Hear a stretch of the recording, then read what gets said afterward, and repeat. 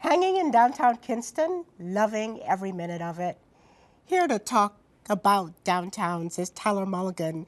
Tyler, it's said that you can tell a lot about the soul of a place by its downtown. What's the big fascination with downtowns these days? I think downtowns bring energy to a community. A lot of people talk about downtowns as the living room of a community. And so if they can make their downtown sparkle and shine, it makes people think about their entire community as a special place. But it doesn't just happen organically.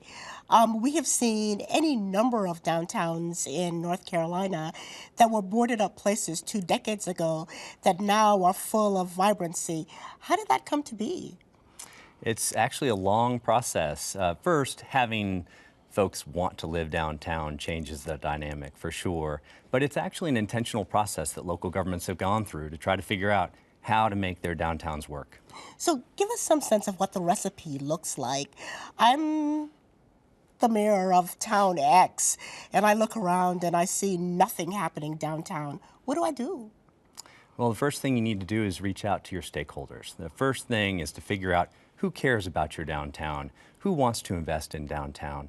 These might be private sector folks, it might be companies who are interested in the community, and you want to reach out to them and find out, is there interest in our downtown?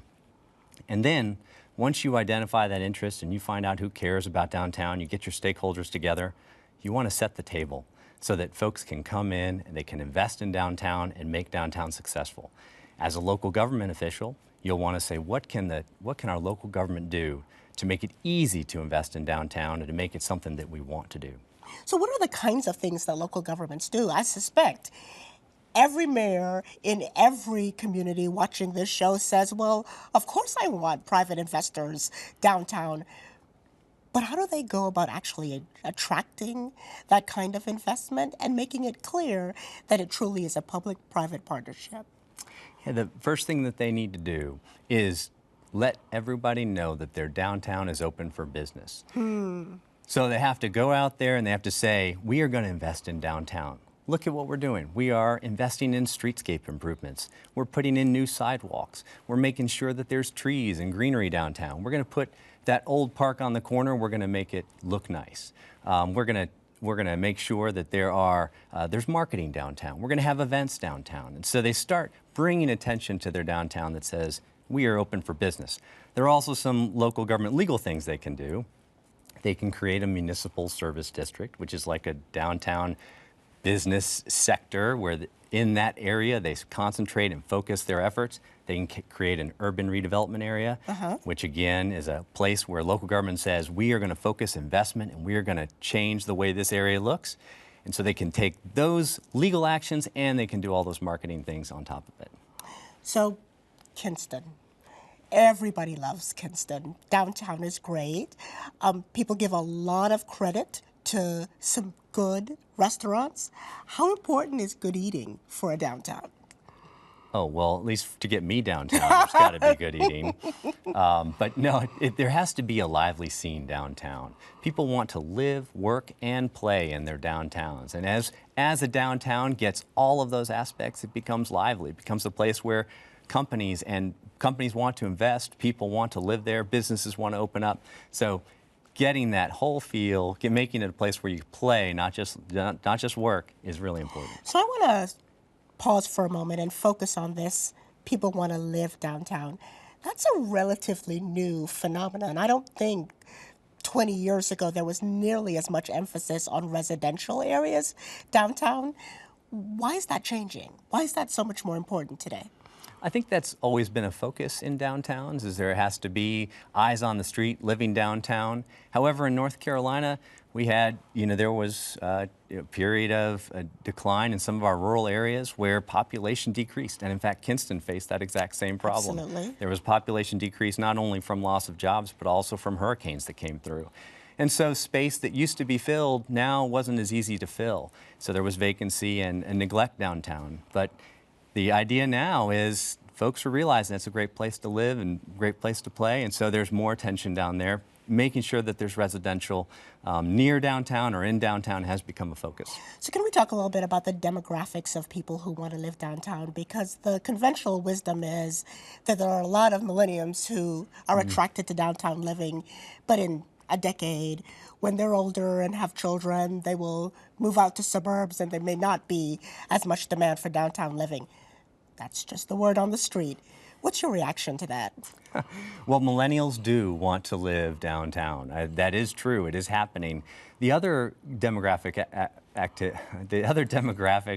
activity that's playing in downtowns is that boomers are retiring and living downtown. So it's a little bit of mix of both. So even if those millennials do eventually decide that they need to raise a family in the suburbs, we are going to see boomers move downtown and want to live near where they have all the amenities and the activities that are going on in a lively downtown. So the thought is that this trend is here to stay, that we will continue to see people who are attracted to living in vibrant downtown places. Yeah, I think that's the key, as you said, vibrant downtown places. As long as there's attention to making the downtown active and vibrant, I think folks will want to continue to live down there. So let me ask you the hard question.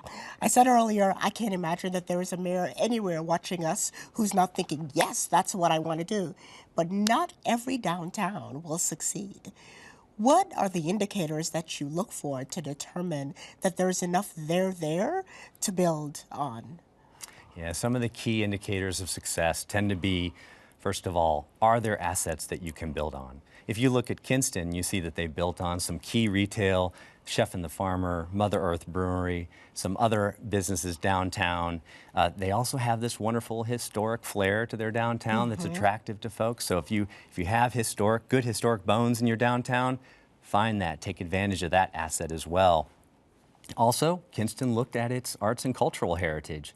It has an incredible music history, and they're capitalizing on that as well, investing in the African American music trail, making sure they have an arts and culture district downtown. They're inviting artists to live downtown. So Kinston hit a whole lot of different tactics in order to get at the assets that they have downtown. But all sort of building on uniquely what made Kinston Kinston, which is different from looking across at another town and saying, yeah, we're going to grow up to be just like that. Yeah, mayors doesn't really work. Right, mayors will call me and they'll say, oh, can I do exactly what Kinston did? And I have to say it's not exactly that easy. Let's take a look at the assets that are in your community. What can you build on? What's unique to you? And let's take a look, going back to the beginning, the stakeholders. Who is in your downtown right now? Who cares about it? Who are your downtown boosters who might be willing to invest and make a difference downtown and help them do what they want to do? So Tyler, what have I not asked you that you think everyone watching this program should know?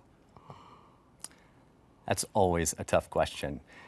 I think that if you're going to work in your downtown, you're going to try to bring it back to life. If you're having trouble with your downtown and you're thinking, how can we make it active? I think the first step you have to do is find investors who care, and I think you need to find some structures, some key investment opportunities in your downtown that a local government can actually get in and help with.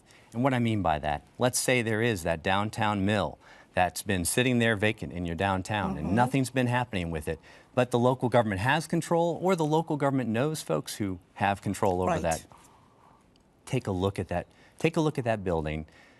Get some expertise, some real estate development expertise and some finance expertise that can go in and figure out, is it possible to redevelop this key asset in our downtown to kind of give it that historic flair? And then find, once you've done the research and figured out whether or not a project is feasible downtown, whether that old mill can become something again, then find an investor or developer who can come in and redevelop the property, bringing in the residential, bringing in some retail, and help bring that area to life.